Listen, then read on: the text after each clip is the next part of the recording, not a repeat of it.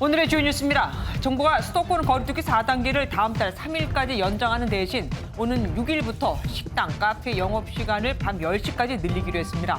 또 저녁 6시 이후 접종 완료자 4명을 포함해 최대 6명이 모일 수 있고 추석 연휴에는 접종 완료자 4명을 포함해 최대 8명까지 가정 내 모임이 가능합니다. 윤석열 전 총장의 정치인 고발 사주 의혹을 놓고 여당은 공수처 수사를 언급하며 파상 공세를 펼쳤고 국민의힘도 자체 진상조사에 착수했습니다. 윤 전 총장은 어이없고 상식에 맞지 않는 의혹 제기라며 전면 부인했는데 이 의혹을 보도한 인터넷 매체는 증거가 있다며 추가 폭로를 예고했습니다. 어젯밤 10대 여중생이 괴한들에게 납치당했다가 갖고 있던 현금 수천만 원을 빼앗긴 뒤 풀려났습니다. 이 여학생은 보이스피싱 인출책이었습니다. MBN 단독 보도합니다. 더불어민주당 대전 충남 첫 순회 경선을 하루 앞두고 대세론을 앞세운 이재명 지사와 역전을 기대하는 이낙연 전 대표 측의 신경전이 고조되고 있습니다. 국민의힘 선관위는 여론조사 역선택 방지 조항 도입 결정을 주말로 미뤘습니다. 허리케인 아이다가 뉴욕 등 미 동북부를 덮쳐 40여 명이 숨졌습니다. 지하철 위로 폭포처럼 물이 쏟아지는 등 큰 피해가 발생했는데 바이든 대통령은 뉴욕주와 뉴저지주에 비상사태를 선포했습니다. 스가 일본 총리가 이번 달 열리는 자민당 총재 선거에 불출마를 선언하면서 1년 만에 총리직에서도 물러납니다. 코로나 확진자가 급증하며 지지율이 폭락하자 연임을 포기한 겁니다.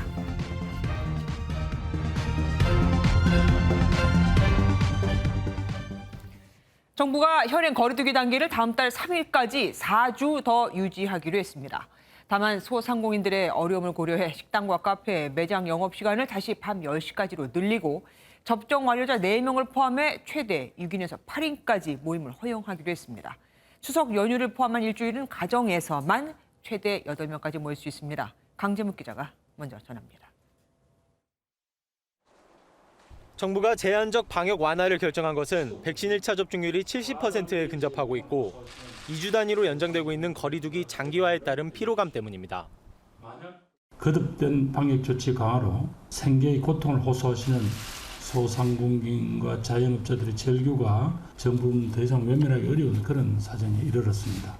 민생의 어려움을 조금이라도 덜어드리도록 거리두기를 추석 이후까지 연장하는 대신 예방접종 완료자에 대한 인센티브를 추가했습니다. 4단계 지역에서는 식당과 카페에서 접종 완료자 4명까지 더 인정해 18시 이후에도 6명이 모일 수 있습니다. 비수도권 3단계 지역에서는 모든 다중이용 시설에서 접종 완료자 4명을 포함해 최대 8명까지 사적 모임을 할 수 있습니다. 식당과 카페의 매장 영업시간도 다시 밤 10시로 늘어났고 현재 3, 4단계에서 49인까지 가능한 결혼식도 식사를 하지 않으면 99인까지 참석 가능합니다. 아울러 오는 13일부터 26일까지 2주 동안에는 추석 특별방역대책이 시행됩니다. 요양병원과 시설 면회가 가능하고 환자와 면회객 모두 접종했을 시 접촉 면회도 허용됩니다. 이 추석 연휴를 전후로 한 17일부터 23일까지 일주일 동안은 접종 완료자를 포함해 최대 8명까지 가정 내 모임을 허용하기로 했습니다. 추석 연휴 기간에도 선별진료소와 감염병 전담병원, 생활치료센터는 정상적으로 운영됩니다. MBN 뉴스 강재묵입니다. 정부가 백신 접종자를 포함해 일부 방역 조치를 완화했지만 자영업자들은 기대하지 않는 듯합니다. 주 소비층인 50대 이하는 아직 백신 접종 완료자가 많지 않거든요. 낮에는 코로나가 안 옮고 밤에만 옮는다는 거냐? 아예 영업시간 제한을 풀고 위드 코로나로 가자는 목소리가 커지고 있습니다. 김도영 기자입니다. 이번 방역 대책에도 별로 달라지는 게 없을 거라는 게 대다수 자영업자들의 목소리입니다. 주 고객층인 50대 이하는 여전히 백신 접종이 초기 단계고 영업시간에 일일이 백신 접종 여부를 확인하기도 어렵다는 겁니다. 저희가 영업 중에 중간중간에 나가서 그걸 확인하기가 되게 어렵고요. 나이 드신 분들 같은 경우에는 스마트폰이나 이런 거 활용을 못 하시니까 저희가 이게 2차 접종이 지났는지 안 지났는지 전혀 알 수가 없고요. 식당과 카페와 마찬가지로 일률적인 영업 제한을 받는 다른 업종들도 불만을 토로했습니다. 낮 시간에 북적거리는 건 놔두고 밤 영업만 제한하는 게 이치에 맞지 않다는 설명입니다. 특히 밤 시간에 고객이 더 많은 업종은 사실상 하루 영업을 공치기 일쑤입니다. 마스크를 쓰고 가만히 앉아서 공부를 하는 곳이기 때문에 감염에 취약한 환경이 아니고 방역적으로 거두는 효과가 있는가 되게. 예비 신혼부부들도 불만입니다. 식사를 하지 않으면 99명이 아니라 무제한으로 풀어도 되지 않느냐고 반문합니다. 식사 없이로 갈 거면은 그 이상 알파로 해가지고 백화점이며 그런 것처럼 무제한으로 뭐 입장을 할 수 있다던가. 유독 왜 결혼식에만. 차라리 방역 수칙은 철저히 지키되 영업시간 제한을 풀자는 의견도 나옵니다. 코로나19와 공존하는 위드 코로나로 가자는 얘기입니다. 마스크를 잘 쓰고 최대한 조심해서 이렇게 자율적으로 방역을 하면 큰 문제는 없을 거라 생각합니다. 전 세계적으로 백신 접종률이 70%를 넘는 국가 가운데 영국과 싱가포르를 시작으로 위드 코로나 정책으로 전환하는 국가들이 늘어나고 있습니다. MBN 뉴스 김도형입니다. 오늘 발표된 추석 대책과 거리두기 조정안, 그리고 우리는 언제쯤 일상 회복이 가능할지 보건복지부 출입하는 유호정 기자와 알아보겠습니다. 유 기자, 다음 주 월요일부터 수도권 등 4단계 지역에서도 최대 6명까지 모일 수 있게 됐는데, 근데 이게 모든 곳에서 다 가능한 건 아니라고요? 네, 맞습니다. 식당과 카페, 집에서만 가능한 조치입니다. 네. 이 미접종자의 경우에 낮에는 4명, 저녁엔 2명까지만 모일 수 있는 건 그대로 유지되는데요. 식당과 카페, 집에서만 접종 완료자가 포함되면 최대 6명까지 더 모일 수 있게 된 겁니다. 전역 기준으로 보면 미접종자 2명에 접종자 4명은 가능하지만 미접종자 3명과 접종자 3명은 모일 수 없습니다. 네. 1차 접종자도 미접종자와 같고요. 2차 접종 이후 2주가 지나야 접종 완료에 해당합니다. 예, 그러니까 술집, 노래방, 뭐 클럽 이런 데는 안 된다는 거네요. 3단계 지역에서는요? 네, 3단계 지역에서는 통상 4명까지 모일 수 있었는데요. 네. 오는 6일부터는 접종 완료자 4명을 포함해 최대 8명까지 모일 수 있게 됐습니다. 이 4단계와 달리 식당과 카페뿐 아니라 모든 다중이용시설에서 적용이 됩니다. 다만 3단계에선 인원 제한 없이 백신 인센티브를 시행하던 지자체들이 적지 않았거든요. 네. 그런데 오는 6일부터는 3단계 지역이면 무조건 최대 8명까지로 일괄 제한될 예정입니다. 어찌 보면 3단계 지역에서는 모일 수 있는 인원이 더 줄어들게 된 거네요. 백신 인센티브와 별도로 추석 연휴 전후로는 또 8명까지 뭐 된다고 들었습니다. 그러니까 추석 연휴 다음 날 23일까지더라고요. 이때 직계 가족만 가능한 겁니까? 네, 그렇진 않습니다. 직계가족뿐 아니라 친인척 모두 가능하고요. 사실상 이웃이나 지인도 규제는 어려울 것으로 보고 있습니다. 이 접종 완료자 4명을 포함해서 최대 8명까지 모일 수 있는데요. 다만 이 인원에는 영유아도 포함이 되고요. 동거 가족이나 돌봄 인력도 예외 적용이 안 됩니다. 무엇보다 이 추석 8인 모임은 집에서만 가능합니다. 이 3단계 지역에선 앞으로 어디서든 최대 8명까지 모일 수 있게 됐잖아요. 따라서 이 조치는 최대 6인까지만 모일 수 있는 4단계 지역에만 적용된다고 보시면 됩니다. 그러면 4단계 지역에서는 8명이 집에는 모일 수 있어도 식당에서는 모여서 밥 먹으면 안 된다, 이 얘기네요. 네, 맞습니다. 정리하면 4단계 지역에선 최대 8인 모임은 오는 17일부터 딱 일주일만, 그것도 집 안에서만 네. 가능합니다. 같은 실내여도 펜션에서 가족 8명이 모이는 건 안 되고요. 또 성묘는 식당이나 카페, 집에 해당되지 않기 때문에 오후 6시 이전엔 4명만, 이후엔 2명만 갈 수 있는 겁니다. 나중에 또 인센티브를 받은 사람들은 이제 포함하면 또 숫자가 좀 달라지겠죠. 추석 모임이 가능해졌지만 기차표 예매는 벌써 끝나버렸습니다. 네, 현재 창가 좌석으로 예매가 이루어진 상황인데요. 정부는 추가 좌석 판매는 없다고 밝혔습니다. 여객선은 정원의 50%만 운영되고요. 고속도로 통행료도 감면 없이 정상 징수됩니다. 휴게소 취식도 금지입니다. 또 선제 검사를 유도하기 위해서 터미널과 기차역 13곳에 선별검사소가 추가 설치됩니다. 네, 정부가 제한적 방역 완화라는 표현을 썼습니다. 그래서 주변에서는 사실 그럼 위드 코로나의 시작이냐 뭐 이런 기대감도 많이 가졌어요. 네, 맞습니다. 먼저 이번 조치를 내린 이유에 대해서 이 정부의 이야기를 먼저 들어보겠습니다. 이번 추석까지 그리운 만남을 미뤄주십사라고 요청드리기에는 정말 저희들이 너무 죄송스럽고 해서 또 거리두기에 국민들께서 많은 피로감을 호소하고 있습니다. 따라서 예방접종 완료자를 중심으로 사적 모임을 제한하는 것을 일부 완화했습니다. 네, 억제는 되고 있지만 유행 규모가 여전히 크고요. 접종률도 아직 안심할 수준이 아닙니다. 그럼에도 이런 이유로 일부 완화가 된 상황인데요. 정부는 이번 한 달이 매우 중요한 시기로 보고 있습니다. 무엇보다 부모님이 접종 완료를 하지 않았을 경우 방문을 자제해달라고 거듭 당부했습니다. 그러니까 사실상이든 뭐든 위드 코로나는 아니다. 조심해야 된다는 건데 그러면 일상 회복, 위드 코로나는 언제쯤 가능할까요? 네, 정부는 지금의 방역 수준이 유지되고 접종률이 올라가면 9월 말부터는 유행 통제가 어느 정도 가능할 걸로 전망했는데요. 그러면서 일상 회복을 조심스럽게 꺼냈습니다. 9월 한 달간을 좀 안정적으로 관리한다 그러면 10월부터는 보다 일상생활과 좀 조화되는 쪽으로 단계적으로 일상생활을 회복하는 방향으로 네, 10월부터 점차 회복을 전망하고요. 당국은 고령층 90%, 성인 80%가 접종을 완료하면 방역 전환이 가능할 것으로 보고 있습니다. 좋기는 한데 코로나 박멸이 아니라 코로나와 공존해서 살아가는 위드 코로나라고 하니까 안타깝습니다. 지금까지 이호정 기자와 함께했습니다. 고맙습니다. 콜롬비아에서 발생한 새 변이 바이러스죠. 미우 변이 사례 3건이 국내에서 처음 확인됐습니다. 아직 치명률과 전파력은 확인되지 않지만 델타 변이에 이어서 또 백신 효과를 무력화할 가능성이 있어서 당국이 긴장하고 있습니다. 권영권 기자가 보도합니다.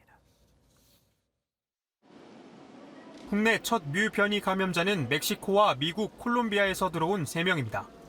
지난 5월 멕시코를 시작으로 6월 미국, 7월 콜롬비아 감염자가 입국했습니다. 뮤 변이는 지난 1월 콜롬비아에서 처음으로 보고된 뒤 남미와 유럽을 중심으로 40개국에서 발견됐지만 전파력과 백신 효과에 대한 연구는 아직 초기 단계입니다. 델타 변이 등 주요 변이 4가지보다 한 단계 낮은 변이로 뮤 변이가 추가돼 관심 변이는 5종류로 늘었습니다. 방역당국은 유형 변이를 포함한 새로운 변이 바이러스에 대해 지속적으로 강화된 모니터링을 시행하겠습니다. 이런 가운데 신규 확진자 수는 1,709명으로 정부는 이번 달 5일부터 20일까지 확진자 수가 2,000에서 2,300여 명으로 정점에 도달한 뒤 감소할 것으로 예상했습니다. 추석 전 1차 접종률 70% 달성을 위한 관건은 백신 수급인데 오늘 모더나 백신 90만 5천 회분이 추가로 도착했습니다. 나머지 400만 회분까지 이번 주에 들어오면 다음 주 18에서 49세 접종에 모더나 백신도 투입할 방침입니다. MBN 뉴스 권용범입니다. 윤석열 전 검찰총장 측근의 고발 사주 의혹이 대선 전국의 뇌관으로 등장했습니다. 더불어민주당은 공수처 수사를 비롯해 검찰에 대한 국정조사를 주문했고 국민의힘 대선 후보들도 진상 규명을 요구하고 나섰습니다. 윤 전 총장은 해당 의혹이 사실이 아니라며 구체적인 증거를 대라고 반박했습니다. 선한빛 기자가 보도합니다. 더불어민주당은 윤석열 전 검찰총장 측근의 고발 사주 의혹에 대해 공수처 수사까지 언급하며 파상 공세를 펼쳤습니다. 대통령 후보로 나올 게 아니라 검찰에 불려가서 피의자 신문 조사를 받아야 될 그런 사람이다 이렇게 생각합니다. 이재명 캠프는 법무부 합동조사와 국회 차원의 별도 대응을 주문했고 검찰의 정치적 중립 의무를 위배한 검찰 쿠데타이며 심각한 국가문란 범죄일 것입니다. 이낙연, 정세균 후보도 중대범죄, 충격적인 대형 게이트와 같은 날선 발언을 이어갔습니다. 국민의힘 대선 후보들은 진상규명이 시급하다고 입을 모았습니다. 만일 당시 검찰총장이었던 윤 후보가 고발하도록 지시했거나 묵인했다면 이는 검찰이 정치적 중립성을 심각하게 훼손한 것입니다. 홍준표 의원은 곧 위기가 닥칠 것이라 지적했고 장성민 전 의원은 출당 조치까지 언급했습니다. 윤석열 전 총장은 관련 의혹을 강하게 부인했습니다. 윤 전 총장은 고발을 사주한 거라면 왜 고발이 안 됐느냐며 상식에 맞지 않는 의혹 제기라고 주장했습니다. 있으면은 대라 이 말이에요. 괜히 무슨 작년에 그 채널A 사건 보십시오. 총선 앞두고 나서 그렇게 정치 검은 유착이라고 해서 매체 동원해서 하더니 지금 1년 넘게 재판해갖고 드러난 게 뭡니까? 논란이 커지는 가운데 법사위에선 민주당이 긴급 현안 질의에 나서겠다고 밝혔고 국민의힘은 황당무계한 가짜뉴스라고 신경전을 벌였습니다. MBN 뉴스 선남입니다. 이번 고발 사주 의혹은 윤석열 검찰총장의 측근인 손준성 대검 수사정보정책관이 과연 고발장을 작성해서 김웅 의원에게 전달을 했는가가 핵심입니다. 해당 인터넷 매체는 SNS 대화 캡처본이 있다며 추가 폭로를 예고했고 국민의힘은 당무 감사에 들어가기로 했습니다. 원준희 기자입니다. 해당 의혹을 보도한 인터넷 매체 뉴스버스 측은 MBN과의 통화에서 손준성 당시 대검 수사정보정책관이 김웅 의원에게 고발장을 전달한 정황이 담긴 SNS 화면을 확보하고 있다고 밝혔습니다. 매체 측은 확보한 SNS 대화 내용을 보면 김 의원이 넘겨받은 자료의 위법성을 인식했다는 걸 알 수 있다고 주장했습니다. 위법성을 인식하면서 그걸 김웅 의원이 전달받았다라는 걸 입증할 수 있는 어떤 증거 자료랄까요? 이런 것들도 확보하고 있습니다. 김 의원은 이와 관련해 해당 자료를 받은 기억은 안 나는데 만약 받았다면 당 법률지원단에 전달했을 것이라고 말했고 당시 법률지원단장이었던 정점식 의원은 보고받은 적이 없고 기억도 없다고 말해 자료의 행방은 미궁에 빠졌습니다. 논란이 커지자 이준석 국민의힘 대표는 당무감사를 통해 조사에 나서겠다고 밝혔습니다. 당무감사는 당연히 저는 진행할 수 있다 이렇게 판단하고요. 실제로 어떤 경로와 어떤 과정이 있었는지 좀 더 확인해 보겠습니다.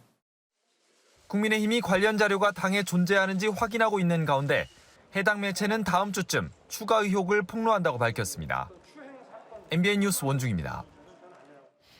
윤석열 전 검찰총장의 고발 사주 의혹에 대해 대검이 진상조사에 착수한 데 이어 법무부 박범계 장관도 검찰의 명예가 달린 일이라며 사실 확인을 지시했습니다. 대검과 법무부가 동시에 움직이는 건데 여기에 공수처도 이 사건을 수사할 가능성이 있습니다. 서영수 기자입니다. 박범계 법무부 장관이 윤석열 전 검찰총장의 고발 사주 의혹에 대해 법무부 감찰관실에 신속한 사실관계 확인을 지시했습니다. 그 내용이 사실이라면 무슨 중대한 사건이다. 우리 검찰 조직의 명예가 걸린 문제다. 김호수 검찰총장 역시 대검 감찰부에 진상조사를 지시한 상태입니다. 법무부와 대검이 투트랙으로 진상 파악에 나서면서 속도를 내는 모양새입니다. 대검 감찰부는 먼저 고발장을 전달한 당사자로 지목된 손준성 차장검사에 대해 대면 조사 등을 진행할 것으로 보입니다. 하지만 법조계 안팎에서는 손 차장검사가 보도 내용을 완강히 부인하고 있고 진상조사나 감찰 단계에서는 강제 수사를 할 수 없어 진상규명에 한계가 있을 것이란 분석이 많습니다. 이에 따라 강제 수사로 전환될 가능성도 있습니다. 전현직 검사에 대한 수사권과 기소권을 가진 공수처 수사도 불가피할 것이란 전망도 나옵니다. 실제 한 시민단체는 고발 청탁 의혹을 공수처에 고발하겠다고 예고한 상태입니다. MBN 뉴스 서영수입니다. 극단적인 선택을 한 김포 택배 대리점장의 유가족이 협박과 폭언을 했다고 유서에 적힌 택배기사 12명을 고소 고발하기로 했습니다. 김포 택배 대리점과 비슷한 협박을 받았다는 다른 대리점도 줄을 잇고 있는데 노조비 대납을 요구받고 내주지 않으면 폐업으로 괴롭힘을 당한 점장도 있었습니다. 길기범 기자가 취재했습니다. 경기도에서 택배 대리점을 운영하는 정모 씨. 택배 노조 소속 기사들로부터 비조합원 기사들을 노조에 가입시키거나 노조에 가입한 것처럼 조합비를 대납하라는 요구를 받았습니다. 13사람 몫을 나보고 내라 그랬어요. 조합비를 내라. 얘네들이 목적하는 거는 전 택배 종사자의 민주노총 가입이고 조합비 대납을 거절하자 택배 기사들이 배송 지연 등 태업으로 맞섰다는 게 정 씨의 주장입니다. 내가 그럴 필요가 없잖아요. 그래서 내가 안 했어요. 그러니까 타켓이 돼버린 거예요. 이 같은 협박은 다른 택배사에도 만연해 있다는 게 대리점장들의 설명입니다. 노조에 가입시켜달라. 그러면은 우리가 소장님들은 안 건들겠다. 같이 가자. 이런 식으로 이제. 대리점 연합회는 김포 대리점장의 유서에 적힌 택배기사 12명을 다음 주쯤 고소 고발하면서 택배 노조를 상대로도 법적 대응에 나설지 검토 중입니다. 택배 노조 측은 조사에 성실히 응하고 조합원들의 괴롭힘 사례도 추가로 파악하겠다고 밝혔습니다. MBN 뉴스 길기범입니다. 이처럼 택배기사들과 대리점주들이 갈등을 빚고 있을 때 본사는 뭘 하고 있었을까요? 본사는 고객 불만으로 평판이 낮아진다며 대리점에 주의를 주고 해결이 안 되면 대리점과의 계약을 해지해버렸습니다. 이 과정에서 수수료를 올려받는 본사까지 있었죠. 오지 기자가 취재했습니다. 지난달 택배 본사가 한 대리점에 보낸 계약 해지 통보문입니다. 배송에 차질이 생겨 고객 신뢰도가 떨어졌다고 지적합니다. 일부 택배기사들이 무리한 요구를 하며 태업을 벌인 탓이라고 호소했지만 소용이 없었습니다. 자꾸 괴롭힌 거지. 물건을 놓고 나가고 안의 안 하고 식품 안 하다 보면 지사에서는 자꾸 압박이 들어오고. 오히려 본사 측이 계약 당사자인 대리점보다는 택배기사 말을 근거로 계약 위반 여부를 판단한다고 주장합니다. 많이 소문해서 대리점의 경영권을 침해하는 게 가장 큰 문제예요. 자기네가 중재 역할이나 가교 역할을 하면 모르는데. 본사 측은 본사와 대리점, 택배기사로 이어지는 하도급 구조에서 섣불리 개입하기가 어렵다며 난색을 표합니다. 본사가 개입을 잘못하게 되면 이게 사실상의 사용주로 오인을 받기 때문에. 하지만 전문가들은 본사가 중재의 역할은 소홀히 하면서 일방적인 계약 해지만 남발한다면 또 다른 법적 분쟁을 야기할 수 있다고 지적합니다. 노조의 불법 행위가 있었는지 이런 거에 대해서는 전혀 살펴보지 않고 일방적이고 즉각적으로 계약 해지 통보서를 날려버린 것이 아닌가 하는 문제점이 생깁니다. 이렇다 보니 내부 갈등이 심각한 지역은 택배 본사가 직고용하는 방안도 대안으로 떠오르고 있습니다. MBN 뉴스 오지혜입니다. 가게에 들어가 손님이 물건을 사고 직접 계산도 하는 무인 점포가 늘면서 이곳이 절도의 표적이 되고 있습니다. 부산에서 하룻밤, 아니 4시간 만에 무인 점포 9곳을 턴 10대 2명이 붙잡혔는데 이 중 한 명은 지난달 서울에서도 똑같은 범행을 저질렀던 것으로 확인됐습니다. 박상호 기자가 보도합니다. 새벽 시간 부산의 한 아이스크림 무인 매장에 남성 2명이 들어옵니다. 곧장 계산대로 가더니 한 명은 CCTV를 뜯어 가방에 넣고 다른 한 명은 돼지 저금통을 훔칩니다. 그리고는 쇠막대기로 금고를 강제로 열더니 현금을 챙겨 유유히 사라집니다. 채 1분도 걸리지 않았습니다. 인근 또 다른 무인 매장에 다시 모습을 드러낸 2인조 절도범. 이번에도 같은 수법으로 돈을 훔쳐 달아납니다. 이들은 불과 4시간 만에 이곳 매장을 비롯해 총 9곳의 무인 점포를 털었습니다. 훔쳐간 돈은 300여만 원, 고가의 무인 결제기까지 망가졌습니다. 최소한 몇십만 원씩은 다 들어있단 말입니다. 새벽에 그걸 털어버리면은 순식간이죠. 일부 매장에는 무인 카메라와 경비 시스템까지 설치돼 있었지만 무용지물이었습니다. 사람들이 처음에는 그 무인 카메라 있고 좀 의식을 좀 하는데 시간이 지나니까 사람이 견물생심이라고. 범행을 저지른 10대 2명은 하루 만에 서울에서 붙잡혔습니다. 이 중 한 명은 지난달 서울 은평구 무인점포 절도범과 동일범으로 확인돼 경찰이 여죄를 수사하고 있습니다. MBN 뉴스 박상호입니다. 어젯밤 서울시내 한복판에서 여중생이 괴한들에게 돈을 빼앗기고 납치되는 사건이 벌어졌습니다. 여중생이 뺏긴 돈은 수천만 원에 달했는데 학생이 뭔 돈을 그리 많이 갖고 있지 싶죠. 보이스피싱에 가담한 인출책이었습니다. 최희지 기자가 단독 보도합니다. 늦은 밤 순찰차가 비상등을 켠 채 골목길을 구석구석 수색합니다. 어젯밤 11시 10분쯤 여중생이 납치됐다는 신고를 받고 경찰이 출동했습니다. 피해 여성은 이곳에서 괴한들에게 붙잡혀 차량에 강제로 태워졌습니다. 4인조 납치범에게 돈을 빼앗긴 뒤 풀려난 여중생은 인근 지구대를 찾아 피해 사실을 알렸습니다. 그런데 여중생이 빼앗긴 돈은 뜻밖의 수천만 원이나 되는 액수였습니다. 경찰 조사 결과 이 여중생은 보이스피싱 인출 경험이 2차례 있는 보이스피싱 조직 인출책이었습니다. 빼앗긴 돈도 보이스피싱 범행을 하며 인출한 돈이었는데 여성은 돈을 보이스피싱 조직에 전달하지 않고 사용해 온 것으로 알려졌습니다. 서울 마포경찰서는 피해 여성의 진술과 CCTV 분석을 바탕으로 납치범들을 쫓고 있습니다. MBN 뉴스 최희지입니다.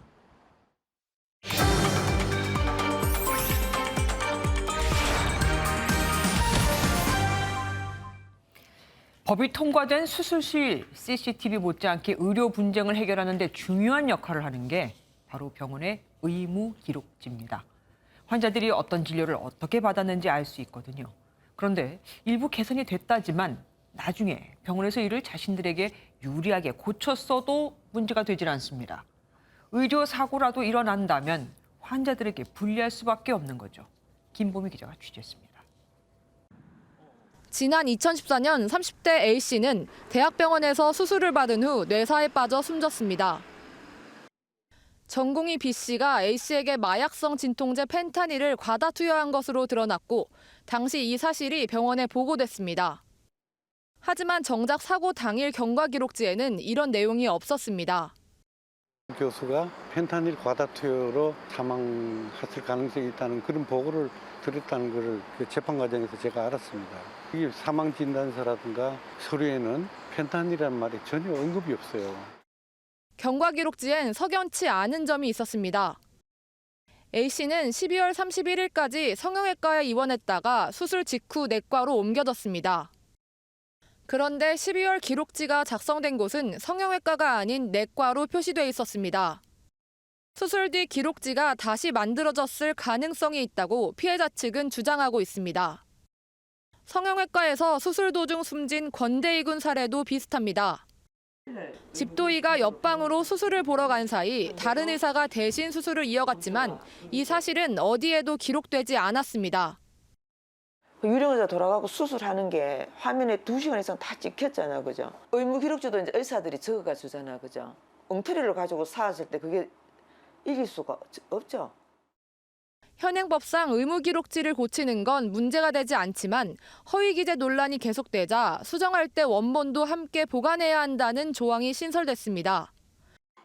하지만 정작 수정 사유나 기록 방법 등 구체적인 시행 규칙이 없어 의사가 어떤 이유로 고쳤는지 환자들은 알기 어렵습니다. 뒷받침할 수 있는 그 후속 규칙이 이제 정비가 되어야 되는데 그게 지금 없습니다. 그 이후로는 이제 이걸 아직까지 이제 수기 차트로 쓰는 것도 많고 전산이 있다 하더라도 이제 수정 전이랑 수정 후를 이제 다 남겨놓을 수 있도록 전산 시스템이 구축이 안 되어서 그렇고요. 환자들의 알 권리를 보장하고 환자와 의료진 간의 의료 분쟁을 줄이기 위한 세부 규칙 도입이 시급하다는 지적입니다. MBN 뉴스 김봄입니다.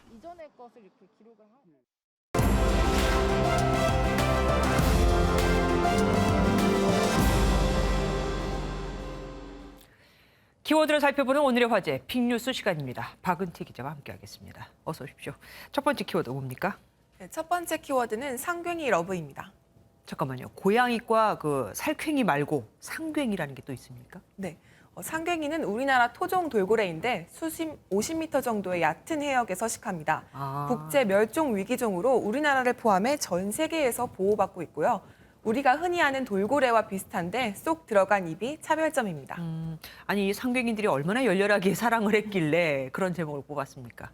네, 태안 해안국립공원 인근 바다에서 상괭이들이 포착됐는데요. 지난 4월 촬영된 영상인데 한 마리의 상괭이를 둘러싸고 3마리의 다른 상괭이가 서로 경쟁하듯 헤엄치는 모습이 보이죠. 네. 결국 2마리가 떨어져 나가고 남은 2마리가 서로 부둥켜 앉습니다. 연구진은 이번 영상이 상괭이의 번식 생태를 밝히는데 실마리를 제공할 수 있을 것으로 기대하고 있습니다. 예, 정말 신기하네요. 자, 두 번째 키워드 보겠습니다. 네, 두 번째 키워드는 텍사스 낙태 금지입니다. 잠깐만요. 우리나라도 원칙적으로 낙태가 금지됐지만 아주 특별한 경우에는 허용을 하잖아요. 그런데 1970년대부터 낙태가 가능했던 미국에서 지금 이런다는 겁니까? 네, 미국 텍사스주는 9월 1일부터 임신 6주 이후 낙태를 전면 금지했습니다. 이 법은 태아 심장 박동법으로 불리는데요. 6주부터는 태아의 심장 소리를 들을 수 있어 생명으로 볼 수 있다는 판단에서 나온 겁니다. 산모의 생명이 위독한 의료적 비상 상황에서만 낙태를 할 수 있고요. 성폭행 등 강제적으로 임신한 경우에도 예외를 두지 않았습니다. 6주면은 사실 임신한 걸 모르고 그냥 지나가는 여성들도 꽤 많지 않습니까? 네, 그렇습니다. 당장 조 바이든 미국 대통령이 성명을 내고 법을 규탄했는데요. 바이든 대통령은 이 법이 지난 1973년 로데 웨이드 사건으로 확립된 낙태 권리를 노골적으로 침해한다고 비판했습니다. 미국 최대 낙태 지원 단체도 위헌적인 낙태 금지법 때문에 텍사스주 텍사스주 여성들이 수백만 마일을 여행하기도 했다고 비판했습니다. 아, 미국은 다른 주로 허용되는 다른 주로 가면 되니까 그렇군요. 세 번째 키워드는요? 세 번째 키워드는 예쁘면 안 돼입니다. 누구한테 하는 말입니까? 네, 중국이 중국 남성들에게 하는 말인데요. 중국 방송규제기구가 기형적인 미적 기준을 근절하겠다는 문서를 발표했습니다. 일명 양파오를 지목한 건데요. 외양과 행동이 여성스러운 남성을 뜻합니다. 최근 중국 내에선 외모가 예쁜 남성 아이돌이 인기를 끌자 청소년에 악영향을 끼친다는 비판 여론이 많이 이어져 왔는데요. 네. 중국 당국은 중화민족의 우수한 전통 문화를 대대적으로 키우며 정확한 미적 기준을 세워야 한다는 입장입니다. 뭐 이러다가는 우리나라 연예인 상당수 남성 연예인들은 중국 가면 안 되겠습니다. 다음 키워드는요? 네, 네 번째 키워드는 우산 쓴 마크롱입니다. 사실 뭐 우산 쓴 건 그렇게 큰일이 아닌데 우산 사건 때문에 좀 특별하게 보이긴 합니다. 네, 마크롱 프랑스 대통령이 마르세유의 마약 거래를 근절시키겠다는 연설을 했는데요. 연설 도중 비가 쏟아지자 자연스럽게 주위에 우산을 요청했고 직접 우산을 든 채 서서 연설을 마쳤습니다. 그리고 이런 사진도 함께 회자되고 있습니다. 다른 사람에게 우산을 씌워주진 못할 망정 비가 오면 그대로 맞거나 직접 우산을 들면 된다는 거죠. 사실 뭐 당연한 건데 우산 의전이 생각나서 우리가 이렇게 한번 또 되짚어 봤습니다. 마지막 키워드 뭡니까? 네, 마지막 키워드는 사라진 머리입니다. 오싹합니다. 누구 머리입니까? 네, 관우동상의 머리인데요. 중국 후베이성에 있는 세계 최대 관우청동 조각상을 철거하기로 했는데 머리 부분부터 떼어낸 겁니다. 철골 구조만 남아 얼굴이 사라진 채 청룡 언월도를 들고 있어 약간 해괴한 모습입니다. 하필이면 머리부터 갖고 가서 무섭게 보이게 합니다. 근데 이렇게 큰 동상 왜 갑자기 철거하는 겁니까? 네, 관우동상이 주변 경관을 훼손하고 관우상 아래 지어진 2층짜리 전시시설이 금이 가면서 주민들이 불안하다는 이유인데요. 철거는 불가피하지만 하필 머리부터 철거하면서 불안감보다는 공포감이 커지는 것 같습니다. 딱 맞는 표현이네요. 박은채 기자와 함께했습니다. 고맙습니다. 전자발찌를 훼손하고 여성 2명을 살해한 강윤성 사건과 관련해 법무부가 앞으로는 훼손 사건이 발생하면 대상자의 집을 압수수색하기로 했습니다. 경찰이 집 앞에만 갔다가 그냥 돌아온 데 대해 여론이 안 좋자 바꾼 겁니다. 또 일각에서 거론되고 있는 야간에 시설에 수용하는 보호 수용제도 검토하기로 했습니다. 임성재 기자입니다. 강윤성 사건 당시 경찰은 강 씨 자택에 총 5번 찾아갔지만 첫 번째 피해자의 시신이 있는 주거지엔 진입할 수 없었습니다. 강 씨에 대한 체포영장은 신청됐지만 발부되지 않은 시점이었기 때문입니다. 뒤늦게 대책 마련에 들어간 법무부는 긴급한 경우 전자발찌를 훼손한 대상자의 집을 압수수색하도록 제도 개선에 나서기로 했습니다. 경찰과의 공조 시스템이 제도화되어 있지 않은 점, 각종 영장 신청에 있어 검찰과의 유기적 협력 시스템도 점검해야 할 부분입니다. 법무부 요청으로 강 씨 집에 출동한 경찰이 전과 사실 등 기본적인 내용도 전달받지 못했던 만큼 공조 체계도 개선에 나섭니다. 성폭력 등 4대 특정 범죄에 대해 경찰과 상시 위치 정보를 공유하도록 법 개정을 추진하고 경찰의 장치 훼손 사실을 전파할 때 신상 정보 등도 동시에 제공하기로 했습니다. 일각에서 제기하는 보호 수용제 도입에 대해선 관심을 두고 검토하겠다는 뜻을 내비쳤습니다. 법무부는 현재도 정해진 주거지가 없는 대상자에겐 유사한 제도를 시행하고 있다며 이를 확대해 유사한 감독 효과를 거둘 수 있도록 하겠다고 설명했습니다. MBN 뉴스 임성재입니다. 공수처가 해직 교사들을 부당하게 특별 채용했다는 혐의를 받고 있는 조희연 서울시 교육감에 대해 검찰에 기소를 요구했습니다. 조 교육감의 주장과 달리 혐의가 있다고 본 겁니다. 이혁훈 기자입니다. 공수처가 조희연 교육감이 해직 교사 특별 채용에 부당한 영향력을 행사했다고 결론지었습니다. 지난 4월 말 공수처의 첫 수사 대상으로 입건한 지 넉 달 만입니다. 수사처는 피해자들의 직권남용 권리 행사 방해의 점과 그리고 피해자 조희연의 국가공무원법 위반의 점을 인정해서 서울중앙지검 검사에게 공소 제기를 요구하겠습니다. 조 교육감은 지난 2018년 자신의 선거 캠프에서 활동했던 인물을 포함해 해직 교사 5명을 특별 채용했다는 혐의를 받고 있습니다. 특정 인사를 뽑으라는 부당한 지시에 반대한 부교육감 등을 업무에서 배제하고 특채와 관련해 담당 공무원들에게 의무 없는 일을 시켰다는 겁니다. 조 교육감은 공수처가 증거 살피기를 게을리해 실체적 진실을 발견하지 못했다며 반발했습니다. 공수처는 판사와 검사, 고위경찰관에 대해서만 기소권을 갖고 있어 조 교육감을 재판에 넘길지 최종 판단은 검찰이 하게 됩니다. 판단 과정에서 검찰이 공수처에 보완 수사를 요구하면 공수처가 반발할 것으로 점쳐져 두 기관 사이 또다시 갈등이 생길 수 있습니다. 검찰은 사안의 중요성을 감안해 조 교육감 사건을 서울중앙지검 형사 1부에 배당했다고 밝혔습니다. MBN 뉴스 이혁근입니다. 더불어민주당 첫 지역 경선이 내일부터 이틀간 충청지역에서 열립니다. 이재명 지사 측은 대세론을 앞서오는 과반 득표를, 이낙연 전 대표 측은 조직력을 앞세운 역전, 그러니까 반전을 기대하고 있습니다. 백길준 기자가 보도합니다. 충청권 순회 경선을 하루 앞두고 이낙연 전 대표 측은 이재명 경기지사의 무료 변론 의혹을 끈질기게 추궁했습니다. 빨리 이 부분에 대해서 성명되지 않으면 민주당의 리스크로 될 가능성이 있습니다. 이재명 후보의 리스크가 민주당의 리스크가 돼서는 절대 안 됩니다. 이 지사는 이 같은 의혹은 사실과 다르다며 불쾌감을 드러냈습니다. 그건 뭐 나중에 계좌 추적해보면 다 알 일들인데. 내가 팀장이나 흑색선전 같습니다. 첫 경선 결과가 판세를 좌우할 수 있다는 말이 나오는 만큼 후보들은 기선제압을 자신했습니다. 이재명 캠프 관계자는 이재명 대세론이 이미 굳어졌다. 50% 내외로 득표할 것으로 본다고 강조하며 결선 투표 없이 후보를 확정짓겠다는 각오를 다졌습니다. 이낙연 캠프 서른 선대위원장은 권리당원과 선거인단 중심으로 조사해보면 승리할 수 있다고 나와 있다며 반전 드라마를 예고했습니다. 정세균 전 총리 역시 여론조사와 실제 경선 민심에는 차이가 있다며 자신감을 보였습니다. 대의원과 권리당원이 참여하는 내일 대전 충남 지역 투표 결과는 오후 5시 40분쯤 나올 전망입니다. MBN 뉴스 백길종입니다. 국민의힘 선거관리위원회는 역선택 방지 조항을 놓고 결론을 내지 못하고 모레 안에 결정하기로 했습니다. 경선에는 15명이 신청했죠. 이 중 서류 심사를 통해 12명의 후보를 확정했습니다. 이수아 기자입니다. 국민의힘 선거관리위원회는 우선 등록한 예비후보 중 1차 경선에 진출할 후보를 확정지었습니다. 서류 심사 끝에 3명이 탈락했고 윤석열 전 검찰총장, 원희룡 전 제주지사, 유승민 전 의원, 홍준표 의원 등 모두 12명이 확정됐습니다. 오는 15일 1차 컷오프에서 여론조사를 통해 8명을 확정하고 오는 11월 5일 최종 대선 후보를 지명한다는 계획입니다. 대선 후보들이 날선 신경전을 벌이고 있는 역선택 방지 조항은 모레 다시 논의하기로 했습니다. 여러 가지 이걸 들어보니까 의견들이 팽팽해요.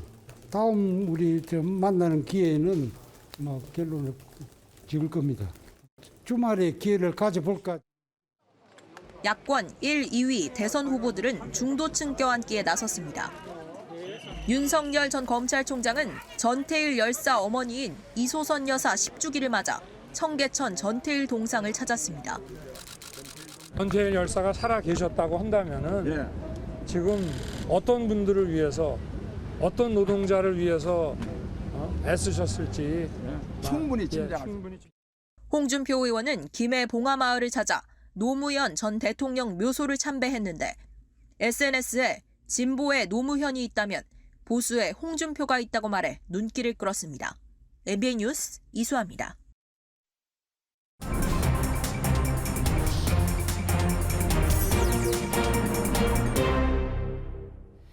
정치권 뒷이야기를 풀어보는 정치 톡톡 시간입니다. 국회팀 김순철 기자와 자세한 내용 다뤄보겠습니다. 어서 오십시오. 오늘 문재인 대통령과 21대 국회의장단 상임위원장들이 모였다고 하던데 분위기는 어땠습니까? 예, 그러니까 아시다시피 21대 국회 들어서 민주당이 18개 상임위원장을 갖고 있다가 8월 국회에서 7개를 야당이 양보하면서 이후에 청와대 회동이 이루어졌습니다. 네. 예, 문재인 대통령은 모두 발언에서 협치라는 단어를 모두 3번 사용하면서 여야 정치권의 협조를 당부했는데요. 우선 이 내용을 좀 들어보시겠습니다. 네. 국회에서 입법과 예산이 뒷받침되어야 하는 그런 과제들은 어느 것 하나 쉬운 것이 없다고 생각합니다. 여야 정 간의 대화와 타협을 통한 진정한 협치가 아주 절실하게 필요한 때입니다. 네, 하지만 늦깎이 국회 부의장이 된 정진석 의원은 언론중재법을 거론하며 쟁점 법안은 다음 정부로 넘기는 게 어떻겠느냐고 제안했는데요. 이 내용도 들어보시겠습니다. 여야가 첨예하게 맞선 쟁점 안건들은 새 정부 출범 이후로 넘기는 것이 상식과 순리에 맞는다라는 판단을 했습니다. 저는 오늘 오랜만에 청와대 오면서 정권은 유한하지만 정부는 무한하다라는 생각을 한번 해봤습니다, 대통령님. 다만 비공개 간담회에서 문 대통령은 언론중재법을 전제한 건 아니라면서도 가짜뉴스가 전 세계적으로 횡행하고 있다는 것에 우려가 많다고 말했는데요. 이 때문에 정치권 일각에서는 법안이 통과되더라도 거부권 행사를 하지 않을 것이다 이런 전망도 나옵니다. 언론중재법 얘기를 조금 더 해보겠습니다. 예. 정부와 여당이 유엔이 보낸 서한을 고의로 은폐했다는 주장이 나왔습니다. 예. 원래 유엔에서는 그 서한을 보내면서 꼭 국회의원들한테 공유를 해달라고 했는데 말이죠. 예, 유엔 인권 최고대표 사무소가 지난달 27일 언론중재법에 대한 우려가 담긴 서한을 외교부에 전달했다는 내용 저희가 우선 보도해드렸습니다. 유엔은 해당 서한을 전달하면서 지난달 30일까지 국회의원들에게 모두 알려달라 이렇게 얘기했습니다. 네네. 국회 본회의에 상정되기 전까지요. 하지만 국민의힘은 자신들은 정말 몰랐다면서 서한을 공유하지 않고 누군가 고의로 배달 사고를 냈다고 주장하고 있습니다. 도대체 정부와 여당은 무엇이 두려워서 유엔의 서한을 숨겼던 것입니까? 언론 재갈법으로 반자유국가라는 국제적 망신을 가져온 것도 모자라서 이제 은폐국가라는 오명까지 쓰게 되었습니다. 민주당의 한 핵심 관계자는 MBN 취재진에게 유엔의 서한이 정부를 통해 원내대표실에 전달된 것으로 안다고 말했는데요. 논란이 확산하자 국회 사무처는 지난 1일 외교부를 방문해 서한을 수령했다고 밝혔지만 왜 국민의힘은 받지 못했는지 확인은 되지 않고 있습니다. 그러니까 민주당에서는 분명히 보냈다. 국민의힘에서는 못 받았다. 이 얘기네요. 이준석 국민의힘 대표가 집을 마련했다는 소식도 들어왔습니다. 네, 이준석 대표는 어제 간담회에서요. 서울 상계동에 있는 주택을 구매했다 이렇게 밝혔습니다. 이 대표는 주택 마련하기가 너무나 어려웠고 최근 은행들의 대출 제한으로 20대에서 30대의 구매가 더욱 힘들어졌다며 부동산 대책을 맹비난했습니다. 요즘 집값이 크게 올라 정부는 사지 말고 기다리라고 하는데 야당 대표는 그 말을 믿지 않은 셈이 됐습니다. 예, 집값이 오를지 떨어질지 한번 두고 봐야겠습니다. 예. 그리고 이준석 대표가 오늘 토론회에서 여러 현안에 대한 입장을 밝혔습니다. 예, 관훈클럽 토론에 참석한 이준석 대표는 자기 정치를 한다는 지적으로 많이 위축된 건 사실이라고 고백하면서요. 본인 리더십에는 후한 점수 줬는데 이 내용을 들어보시겠습니다. 제 스스로는 100점을 주고 싶은 마음입니다. 예, 아직까지 버티고 있기 때문에 예를 들어서 자잘한 문제에서 받아치면서 당내 분란이 가속화됐던 지점에 대해서는 저는 반성합니다. 그러면서도 이른바 윤석열 정리라는 취지의 녹취록 논란을 부른 원희룡 전 제주지사에 대해서는 허위 사실이라며 불쾌감을 드러냈습니다. 이렇게 일부 대선 후보들에 대해 섭섭함을 드러내면서도 이른바 역선택 방지 조항과 관련해 정홍원 선관위원장에게 힘을 실기도 했는데요. 함께 들어보시겠습니다. 정홍원 총리께 여러 경로로 여러 인사들이나 이런 분들이 의견을 주고 계신 걸로 알고 있습니다. 과도하게 선관위에다가 그런 압박을 하진 않았으면 좋겠다. 예, 결국 윤석열 최종 후보에 대한 우회적인 경고라는 셈인데 당내 갈등은 한동안 이어질 전망입니다. 그러니까 원래 정해졌던 안을 바꾸려고 하지 마라 이 얘기군요. 예. 말씀 잘 들었습니다. 국회팀 김순철 기자와 함께했습니다. 허리케인 아이다가 미 북동부를 덮치면서 200년 만에 가장 많은 폭우가 내렸습니다.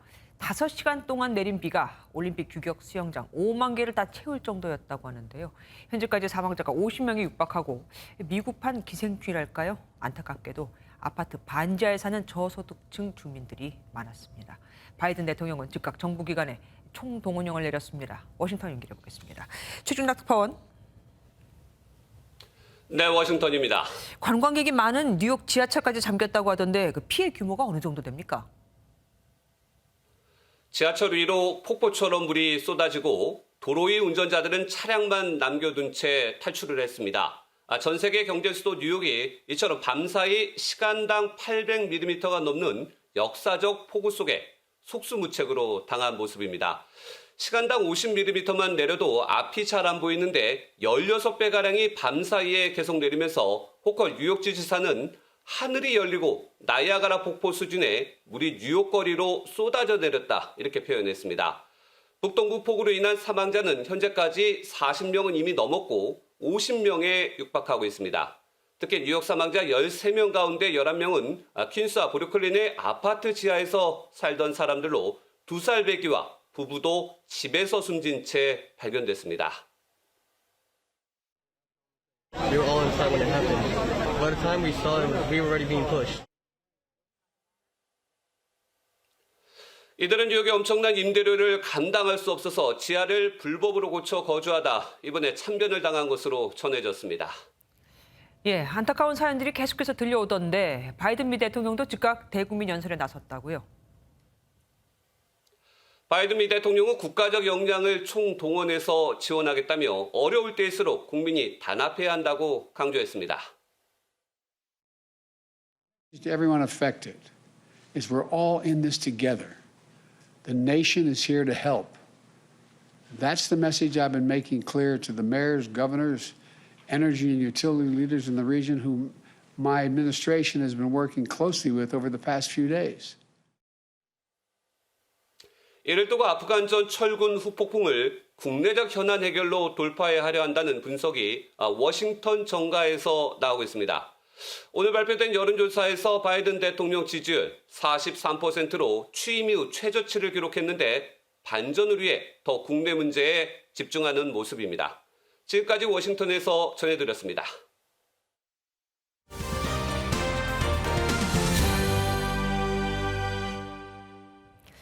제1한국계 학교인 교토국제고가 일본 최고 권위의 야구대회 고시엔에서 4강까지 올라 모두를 깜짝 놀라게 했죠. 때마다 한국어 교가가 7번이나 연주돼 더 관심을 끌었었습니다. 교토국제고 박경수 교장을 김동환 기자가 화상으로 만나봤습니다. 일본 야구의 성지인 한신 고시엔 구장에 한국어 교가가 울려 퍼집니다.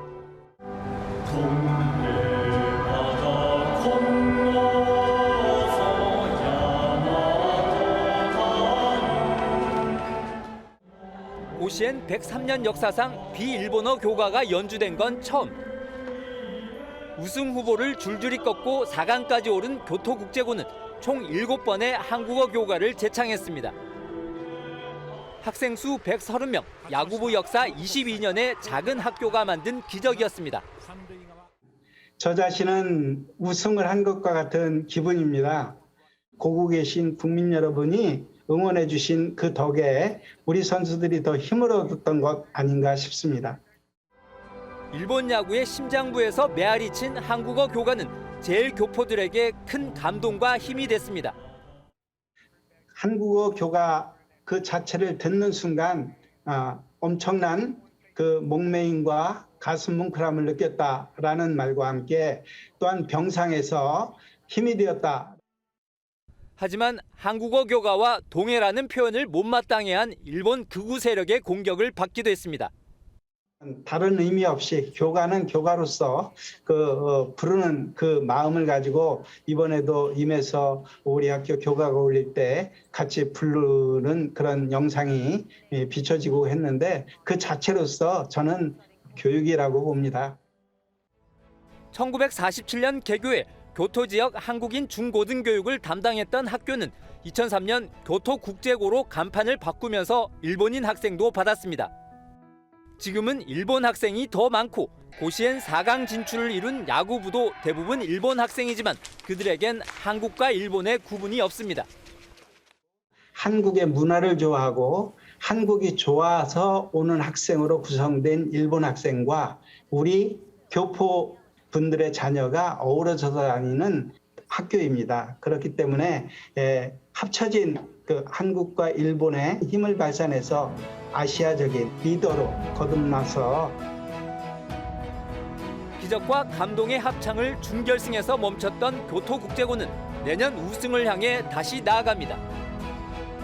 MBN 뉴스 김동환입니다.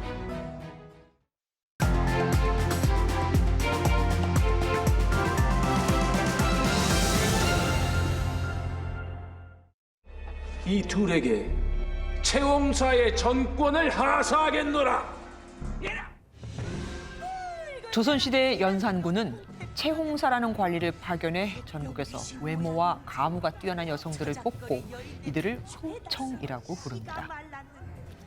연산군이 중종 반정으로 쫓겨나자 백성들은 임금이 흥청들과 놀아나다 망했다는 뜻에서 흥청망청이라는 말을 쓰기 시작하죠. 고용노동부는 지난 2019년 고용보험을 인상한 데 이어 2년 9개월 만인 내년 7월부터 또 보험료율을 1.6%에서 1.8%로 올리겠다고 발표했습니다. 문재인 정부 출범 직전까지 10조 원의 적립금이 쌓여있을 정도로 고용보험은 탄탄했었는데 이번 정부 출범 이듬해부터 적자가 나기 시작하더니 그 규모가 매년 눈덩이처럼 커졌고 현 추세대로라면 2023년에는 기금이 완전히 고갈돼 버린다고 합니다. 당연히 도대체 얼마나 흥청망청 쓴 거냐는 비난이 일 수밖에요. 정부는 고용보험 지출이 늘어난 탓이라고 하지만 단기 일자리를 늘려 실업급여 수급자를 늘리고 급격한 실업급여 인상으로 실업급여 월 한액이 최저임금보다 높아지는 황당한 일이 생길 정도로 기금 운영이 방만했던 건 아닐까요? 게다가 일하는 것보다 노는 것이 낫다는 심리로 부정수급까지 늘고 있으니 고용유지지원금은 줄줄 셀 수밖에요. 중소기업과 자영업자들 사이에선 정부가 실업급여만 노리는 얌체 구직자를 양산하고 있다는 격앙된 반응도 나옵니다. 실업급여 요건인 이력서만 내고 면접에는 나타나지 않는 얌체족이 판을 치고 있거든요. 정부가 실업급여를 다 퍼주다가 재정이 파탄난 건데 실업급여를 줄이는 게 아니라 고용보험료를 인상하는 게 말이 되냐 이겁니다. 미국 밀턴 프리드만 교수는 세상에 공짜 점심은 없다고 했습니다. 고용보험료는 국민에게는 의무적으로 내야 하는 세금이나 마찬가지인데 정부는 이를 마음대로 써도 되는 공돈이나 쌈짓돈쯤으로 착각하고 있는 건 아닐까요? 내년 대통령 선거를 앞두고 각 후보가 내놓은 화려한 공약을 보면 고용보험기금 고갈과 증세 부메랑은 이제 시작에 불과하다는 걱정마저 듭니다. 김주아의 그런데 오늘은 고용보험 부정수급 판치는 데였습니다.